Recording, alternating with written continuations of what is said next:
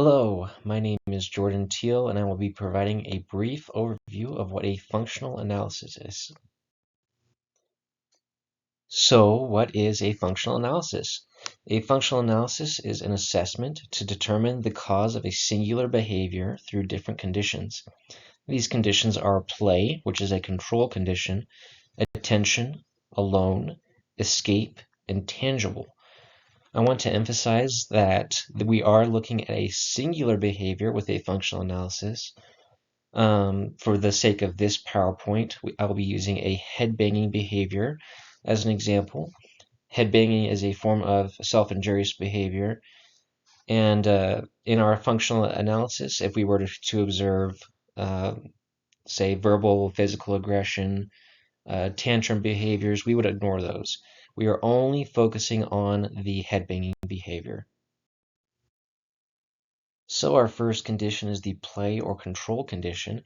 In this condition, the client has free access to toys, snacks, whatever they may want, as well as attention by staff and others. We do not place demands on them in this condition, and consequences are not given by the observer. However, we will be recording data. This is an important baseline condition.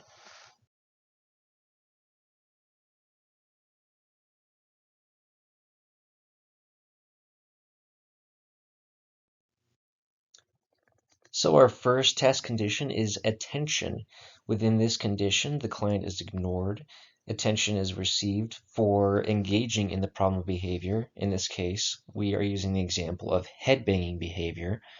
And what we would determine is if the child engages in headbanging and then we give them attention, does the behavior increase? If so, then a positive reinforcement contingency would become apparent.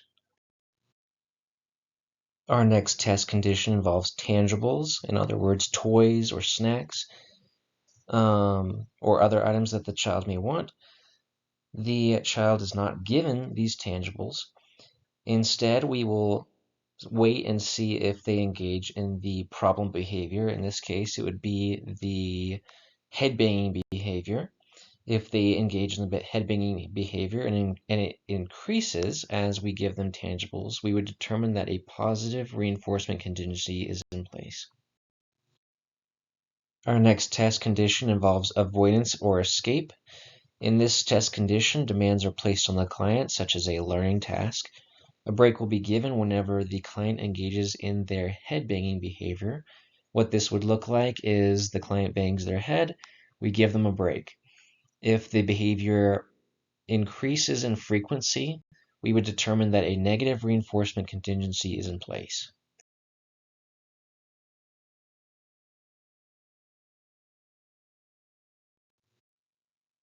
Our next test condition involves the client being alone. In this test condition, no reinforcers are readily available. In other words, they do not have access to tangibles such as the crackers we mentioned or toys. They also do not have others around them to request attention from.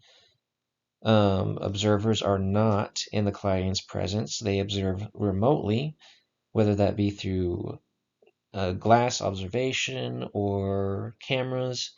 They are not in the client's presence.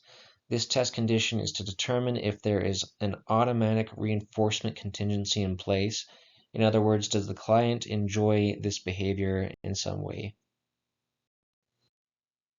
At the conclusion of our functional analysis, we would compile our data, perhaps into a graph, to clearly demonstrate which test condition showed the most frequency of our problem behavior. In other words, within which condition did we see the headbanging most often? From there, we would prepare a behavioral intervention based on that condition.